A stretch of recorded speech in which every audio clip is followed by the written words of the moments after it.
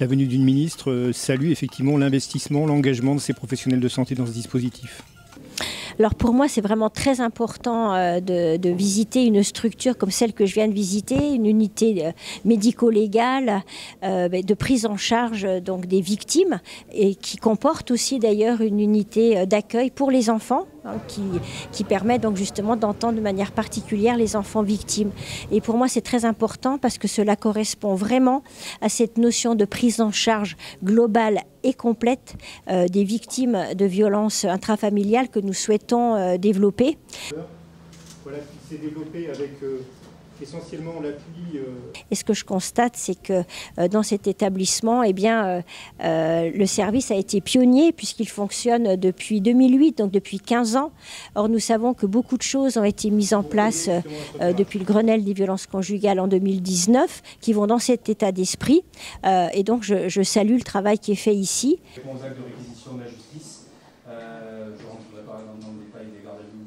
On voit que grâce à ces dispositifs, eh bien les violences sont détectées aussi plus tôt, elles sont mieux repérées, parce qu'on voit bien qu'il faut une unité de lieu, une unité de temps pour bien prendre en charge la victime de manière globale. Je vous remercie pour votre engagement au quotidien.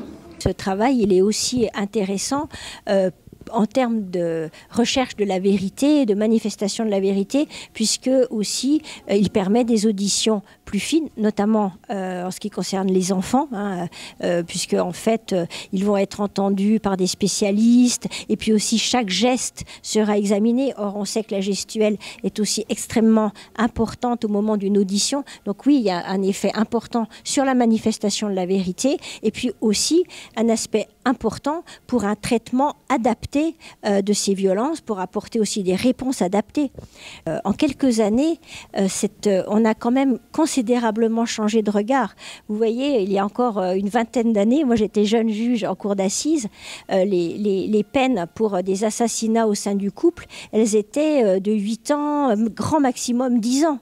Et aujourd'hui, on voit que par exemple, on a des peines au minimum de 18 ans de réclusion criminelle. Donc on voit qu'il y a eu aussi un changement de regard de la société et donc aussi forcément de la justice sur ces violences. Il nous faut encore progresser et c'est aussi pour ça que je suis là. Vous êtes vraiment en première ligne et je sais aussi tout ce que ça peut représenter aussi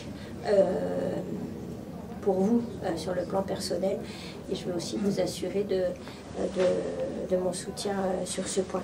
Un constat malheureux, c'est que cette activité, elle va augmentant. La question qui est posée derrière, au-delà de la prise en charge immédiate des victimes, quand surviennent des violences, c'est comment on fait pour accompagner sur le moyen et sur le long terme ces victimes de violences pour leur permettre de retrouver une vie sociale, un équilibre personnel, une vie de famille.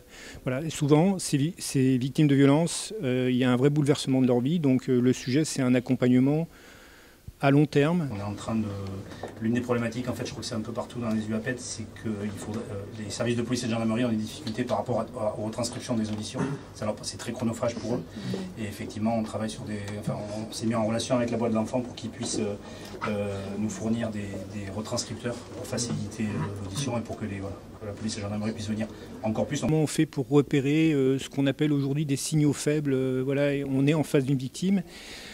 Ça, c'est un premier sujet. Il faut que l'ensemble des soignants soient en mesure de maîtriser ces éléments-là pour arriver à faire cette détection-là. Et puis après, il y a le sujet de la prise en charge proprement dite, où parfois des professionnels de santé en ville sont souvent démunis parce qu'ils ne sont pas suffisamment formés pour ce type de prise en charge. Et où là, nous, on intervient comme centre de compétences particulier pour les accompagner ou pour les relayer dans la prise en charge des victimes de violences.